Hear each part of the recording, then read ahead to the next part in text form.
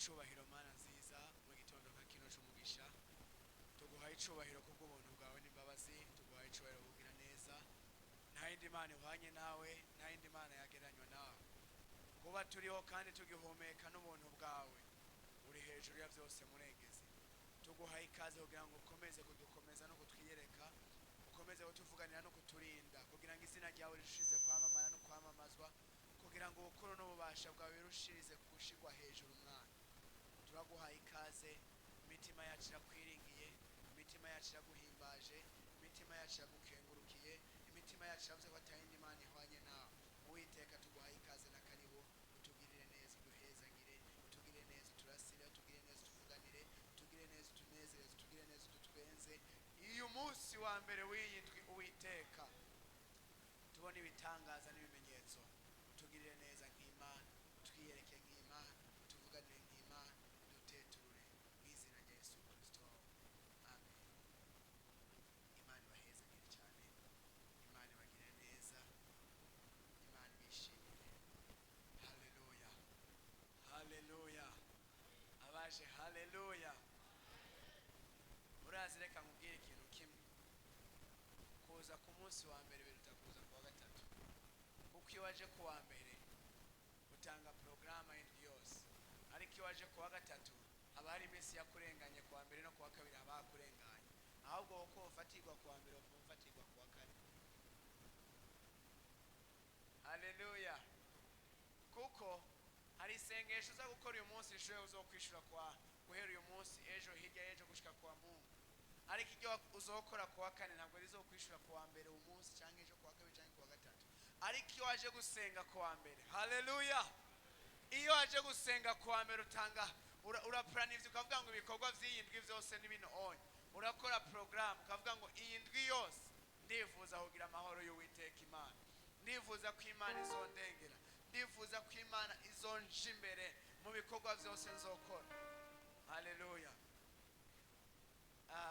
Reka tuyagire mu ijambo, kuko nyimba babiri canke batatu byakunze ko bavyuka bakaza imbere y'Imana no kubera ari ijambo ryanye n'ijambo, ni kubera ari ijambo ryanye n'ijambo, ni kubera ari ijambo ry'umwami w'abantu. Rero nturabe ngo hari abatahari, ariko urabe ngo jewe naje, kandi naje kuvugana n'umwami abirema kandi akabikomeza, naje kuvugana n'umwami ashiraho ibitariho bikabaho, naje kuvugana n'umwami afite itanguriro ry'ubuzima bwacu. Turasoma muri Yohana igice cya 3 duhere ku murongo wa 29 no ku wa 31. Aravuga ngo uwahawe umugeni niwe mukwe, ariko umugenzi w'uno mukwe amuhagarariye iruhande, amwumva, anezerwa cyane n'ijwi ry'umukwe,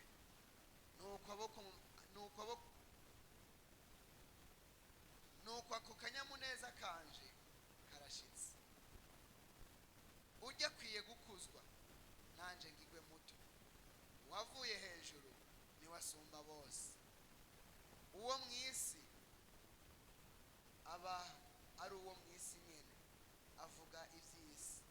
Uwavuye mu ijuru niwe asumba bose. Amen. Ijambo nkeneye ko duhagararako niri rya 30 ngo ujya kwiye gukuzwa. Haleluya. Ujya kwiye gukuzwa jewe ngigwe muto. Haleluya. Ujya akwiye gukuzwa jewe ngigwe muto. Iyo umuntu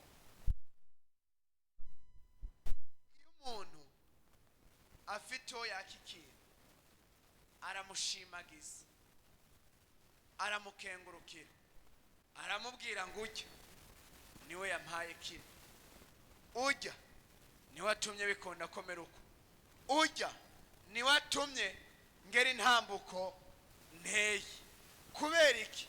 hari umuri imbere, hari utuma aronka, hari utuma yakira, hari utuma agenda uko bibereye, hari utuma anyura mu nzira yari akwiye kunyuramo, hari utuma aca mu nzira igororotse yahora aca mu yigoramye, hari utuma aca mu nzira igororotse.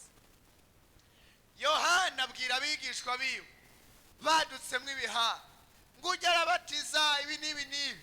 Yohana arababwira ngo umva, urya akwiye gukuzwa, jewe ngigwe muto.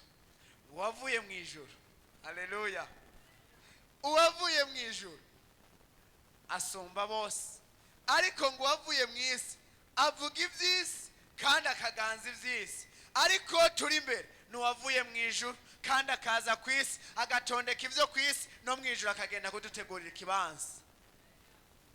Haleluya. Ngo ujya akwiye gukuzwa, jewe nkagirwa muto. Rino jambo ryamaye igitekerezo ku rugero uteye ubwoba. Numva ko ikibi cyose ku muntu wese yatonze, ku muntu wese yaje muri bakeya, gikwiye kugirwa gito, gikwiye kuja hasi. Icago cyose gikwiye kunanirwa, ariko iciza cyose kigakuzwa muri we. Ikintu cyose cy'amahoro kiraza gushigwa hejuru ku buzima bwawe, ariko ikintu cyose c'icago kiraza kugirwa gito hejuru yawe.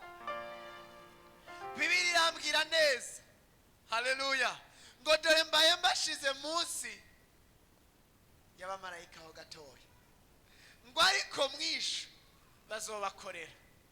Ngo mwijuru abasereveri bazoba arababikira, arabamarayika ababikira, mwana we aho bari bahezagirwe. Ngo mwijuru tugishikayo uzobona marayika wa mbere aje, boss karibu tubakiriza iki. Uwa kabiri aze, boss karibu tubakiriza iki. Uwa gatatu aze, boss karibu tubakiriza iki. Ngo bazoba abakozi badukore. Ujya akwiye gushigwa hejuru, jewe nkagirwa muto. Rino jambo nagerageje kuritekereza, numva ahantu hose ngiye umuririmbyi yavuze ngo nta ntambara yontera ubwoba. Kubera iki? Umwami wacu akwiye gukuzwa, akwiye gukuzwa, akwiye kugira gute? Akwiye gukuzwa. Iyo tugerageje kudefinisa Yesu tubura definisiyo yayo. Kubera iki? Definisiyo yose tumuhereje yamiriha akantu kabuze.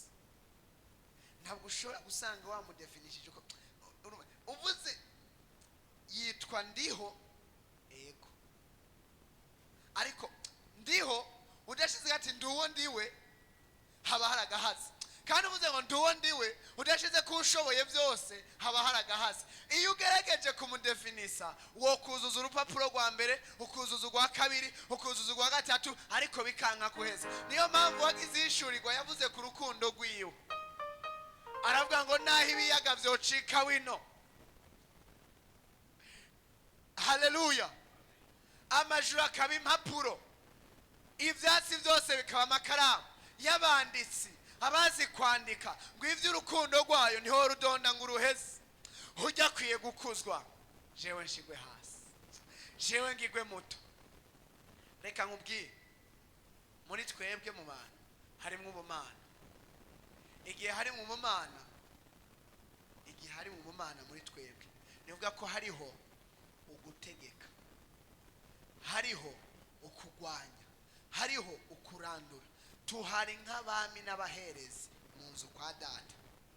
Niko Bibiliya yambwiye ngo turi ubwoko butavumika, turi hanga ryatoranijwe, dushiriweho kuba abami n'abaherezi.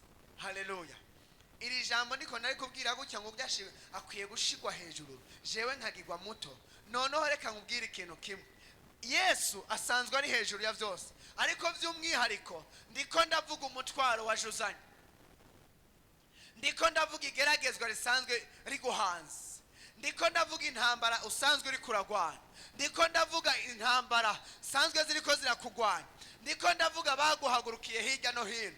Ndagutangarize nkubwire ntubari hejuru, kuko uri kumwe nawe ari hejuru ya byose, kuko uri kumwe nawe ari uturi mu bisi. Kandi reka nkubwire, nta ruhara afite mu ntambara ziriko ziragutera, nta ruhara afite mu mageragezwa uri kurahura nayo. Niyo mpamvu ko ari wavise modo pass, ari wafite code pin yo kurangiza ibibazo biguhanze. Uyu munsi araza kuguhereza password, uyu munsi aza kuguhereza modo pass, uyu munsi aza kuguhereza urupfunguruzo kugura muri kovre itekeyemo ubwiza bwiwe. Nyimba ifeza n'izahabu ziri mu biganza byiwe, natwe tukaba twemanga mu mitima yacu ko ari wakwiye gukuzwa, twebwe tugashigwa hasi. Uyu munsi uraza kuronka faveur utahora ufite, kuko uri kumwe nawe ari umunyangeso nziza.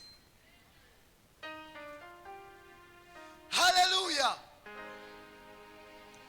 Umuririmbyi aririmba ngo isi rizavaho, ijuru rikavaho, uwizera azabona amasezerano.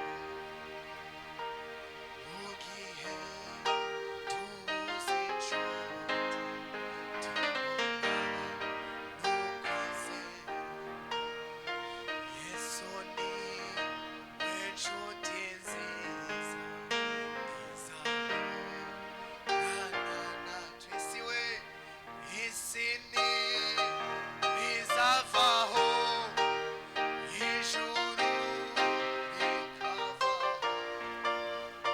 uwizera azabona ayo masezerano. Hasigaye umwanya muto, izuba rikarasa. Hasigaye umwanya muto, izuba rikarasa. Ndatangariza umuntu wese ari hano, birashoboka ko imitwaro ufite, birashoboka ko igerageza ufite waritanguranye 2024 uraginjira na 2000, ariko reka nkubwire, hasigaye umwanya muto izuba rikarasa. Urabe hanze izuba ntiriraseruka, ariko hasigaye umwanya muto cyane izuba rikarasa. Kandi izuba iyo rirase, izuba iyo rikurasiye riguhereza umuco. Iyo umuco ukwakiye ubonwa n'abatakubona, umwiza wari ugufute ukuvako. Ndatangariza umuntu wese yaduze muri aya masengesho, umwiza wari umufutse, umwiza wari umufutse, uyu munsi itara ry'ubutabazi rimurasira. Ujya akwiye gukuzwa, jewe nkagirwa muto. Haleluya, haleluya. Akwiye gukuzwa mu mibereho yanje, akwiye gukuzwa mu ntambuko zanje, akwiye gukuzwa mu buzima bwanje. Reka ngutangarize ikintu kimwe, Bibiliya irambwira ngo nagize ubuhungiro uhoraho. Uhoraho namugize ubuhungiro. Uraza kuja mu kazi bateke, ariko kiri hano Imana yo yashikanye y'abamarayika. Haleluya. Uraja kudandaza ubona umenga nta bakiriya, ariko Imana yagiye kubakura muhira. Ugasanga n'utarafite gahunda yo gusuma, marayika yagiye kumuterura, imubwira ati ngo inguje gusuma namenye hari iriba ry'ubutabazi.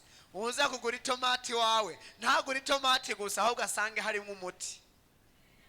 Uza gukorera service ukamwandikira ikete cyangwa ikindi cyose ukora ku kazi, naze kubona ko yasabye gusa izo wamukoreye, ahubwo icyo wamukoreye kibe ko faveur yo kumwicarikana n'akomeye, kibe ko ubuntu bwo kumwicarikana n'abahambaye. Avuge ngo uzi kuva nakoresheje ijya dosiye ya kwa naka, yagize kwemerwa bitangaje, bitandukanye nuko nahora mboneza abandi zemeko. Ujya kwiye gukuzwa, jewe ngigwe muto. Imana yo mwijuru yishura umutwaro wawe, iwushire hasi wewe ushigwe hejuru, iwushire hasi wewe ushigwe hejuru. Mwongere yadushinga intahe ejo, numva ndafashijwe. Aho hamusanze umuntu muri biro, akavuga ngo ndaze nkira nsanga muri kahise hari ibicaniro bindekra, jewe ntazi. Akamusanga akavuga ngo jewe nje kwitandukanya n'ivyo bicaniro.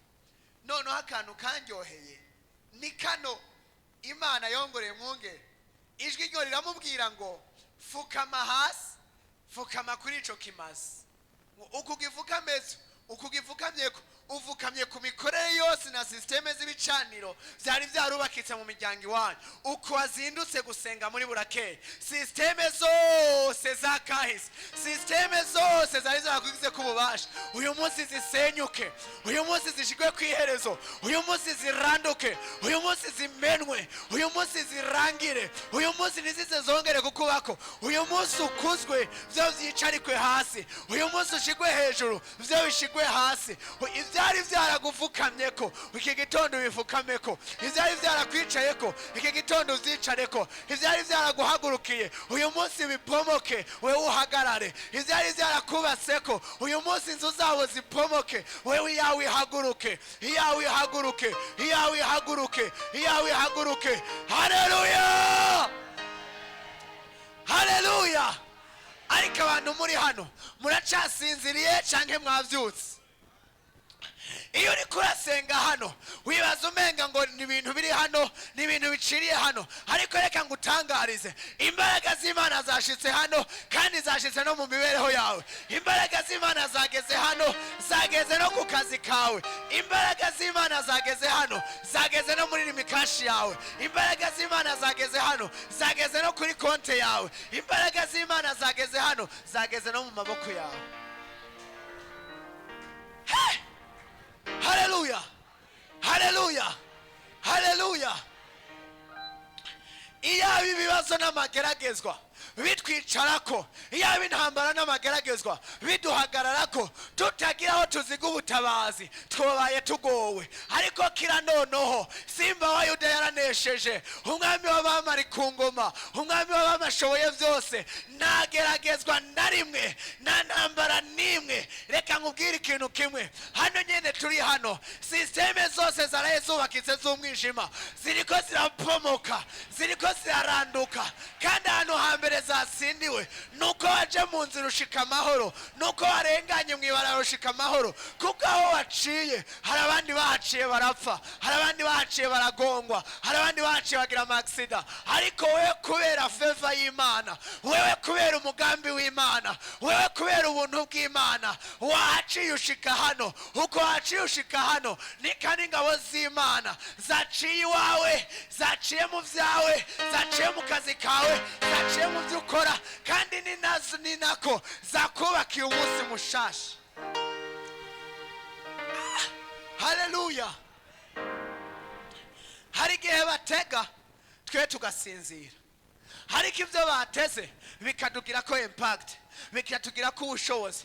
Ariko kira noneho twarubuye iriba, kira noneho twarabonye aho kuvoma, kira noneho twarabonye aho bikorekera, kira noneho twarabonye aho duca tukavoma amazi atumaze inyota, tukaja kwiriba ritumara inyota, tukaja kwiriba ridusubiza amahoro, tukaja haleluya.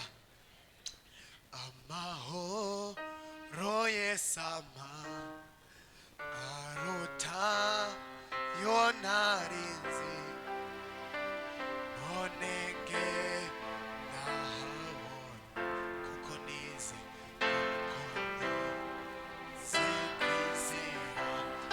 amahoro aduhereza arengeye imitego batega, amahoro aduhereza arengera ubushomeri batuboheye umugisha, amahoro aduhereza arenze ububasha bw'abatwugariye umugisha wacu. Ariko reka ngutangarize, guhera uyu munsi ugira igikundiro gitandukanye n'ico wahora ugira. Guhera uyu munsi ugira igikundiro gitandukanye n'ico wari ufite. Guhera uyu munsi urabwe giza bitandukanye nuko wahora urabwa. Guhera uyu munsi itara ry'umugisha rikumurikire, itara ry'ubutabazi rikumurikire, itara ry'insinzi rikumurikire, ukwemerwa bikubeho, ukurabwa neza bikubeho. Uyu munsi utoneshwe imbere y'abandi, uyu munsi ushigwe imbere hejuru y'uwahora yitonesha. Haleluya. Hari igihe ukorana n'abakorege bakazinduka mu gatondo bagutangira amaraporo mabi, bakazinduka mu gatondo bagutangira ibirego bibi, bakazinduka mu gatondo bitonesha kwa ba boss, bababwira ngo naka aracegwa, naka aragira gute. Ariko we ugiye kura ugasanga ni ukora kumurusha. Reka nkubwire, uyu munsi Imana iraza guhindura system. Abahora bitonesha ku buzima bwawe kugira ngo babwice, baraza gushigwa hasi, wewe ushigwe hejuru. Reka nkubwire, uraza guhabwa posta yo kuganza bahora bitonesha, uraza guhabwa intebe yo kuganza bahora bakwicarako, uraza guhabwa intebe y'igitinyiro, uraza guhabwa intebe y'ubudahangagwa, uraza guhabwa ijambo hejuru y'ivyari vyarakugize k'ijambo. Hora ceceka wihorere, ndumva guhorera kumuhoza Yesu, ndumva imirindi yeragaruka, nshuti hangana aje kukuruhura. Abana b'Imana, aha, ego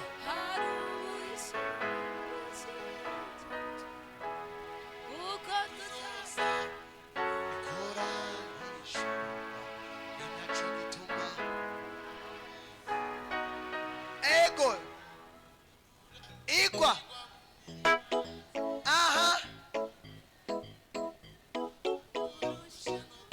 ego kuko dusangiye, aha, kuko bakabigira, ego, aha, aha, imbwa, ariko wewe aho, haleluya. We hari igihe kimwe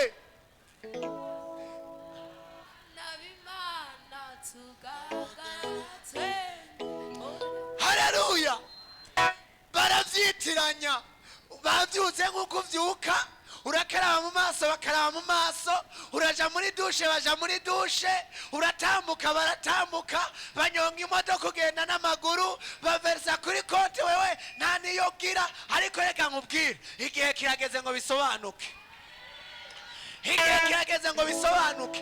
Bibiliya yarambwiye neza ngo ntabwo icumu ry'ubugabe rizama rishinze mu mugabane w'abayemera. Igihe kirageze, igihe kirageze, igihe yo haleluya, igihe kirageze kugira ngo ivyo bagushingiye k'akarimbi baravuga ngo nawe uzogera uhagere babibonesha amaso yawo, uhagere babibona, uhagere babibona. Ngo aragiye i Bujumbura, genda mugabo ntacu uzoronka, uragiye i Bujumbura, genda uzoba mayibobo, uragiye i Bujumbura. Reka nakubwire, igihe kirageze kugira ngo abakubwiye ngo uragiye ntacu uzoshikaho bazubaha indaro, bazubaryamike, bazubagaburire. Haleluya. Hari ijambo twasomye ejo, bino ndiko nababwira si vya kera, jene mu mavuta y'umwungere yavuze ngo ivyo ndi kuvuga si vya kera, ni vy'ubu nyene. Kandi iyo mpagaze simpagarara nka jewe, mpagarara nk'undi imbere. Buno mwe mwibaza ngo Imana iriko iraba surprise, nta na gato, kandi ntabwo ndiko ndakubesha. Hano iriko indabira mu wundi imbere, iriko indabira mu wampaye ijambo.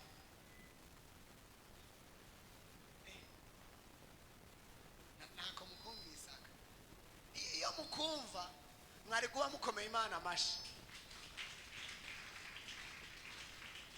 kuko icanditswe cyose kigira sinye. Kandi iyo nsinyiwe guhagarara hano bidahamagarara muri autorite yo wansinyiye. Haleluya. Bakabigira kenshi tukiriga ubusa, tugasonza. Hari umuntu twari kumwe ambwira ngo twajanye mu rugendo ngo acahitana ibiro 15 vyimbwa mu modoka. Uyo ngo sinokubabwa ngo nshike muhira ngo naguze ngo injya zimbwa, acagura ngo ibiro 15 zacanga canga zimbwa, ariko acagura ngo n'ikiro kimwe c'umusoso baza kujya muhira. Imbwa ifite frigo ikanyisha inyama za, ariko ubwoko bw'Imana ngo bwame bumanitse imbabura ku giti biragahera, kandi vyaheze uyu munsi nyene, birakarangira kandi birangiye iki gitondo nyene, birakazimangana kandi bizimanganye iki gitondo nyene. Ejo ijambo twasangiye abari hano byaravuga ngo harageze ko hora hagira icakora. Harageze ko hora hagira icakora. Iki gitondo uhoraho harageze ko hagira icakora. Iki gitondo uhoraho harageze ko hagira icarema. Iki gitondo uhoraho harageze icyo yuzuza. Haleluya. Iyi ndwi Imana ibahereza intahe. Iyi ndwi Imana ibahereza intahe. Iyi ndwi Imana ibishimire. Iyi ndwi Imana izibarinde. Iyi ndwi Imana izibane namwe mu izina rya Yesu. Ibyago byose bishigwe hasi, wewe ukuzwe mu izina rya Yesu. Wewe ushigwe hejuru, ibyaguhagaze ko bishigwe hasi. Imbaraga zose zakugwanya zishigwe hasi, wewe ushigwe hejuru. Komera Imana amashi menshi cyane. Imana ibahezagire. Imana ibagire neza. Imana ibagire neza. Burya ntibisaba kuvuga menshi, ahubwo bisaba ko ico uvuze gihurirana n'imweme cyiteze. Ico witeze Imana ikiguhereza. Ico wakira Imana ikikuzurize. Ico wakira Imana ikikuremere. Ingwara wari wazanye yose Imana isohore, wewe widegenze. Icago cyose cyari kiguhagaze ko kije hasi, wewe widegenze. Imana ikikurema ntiyakuremye ngo ingwara ibe mu buzima bwawe, ariko yakuremye kugira ngo ube kwirukana mbese n'ingwara. Imana yo mwijuru igishire hasi ibyago byaguhagaze ko, ariko ikuze ubugingo bwawe. Dukomere Imana amashimeshi cyane. Imana ibahezagire. Imana ibagire neza. Reka twinge ngo mwongera ashike hano kugira ngo dusengere kubw'ijambo. Dukomere Imana amashimeshi tumwakire.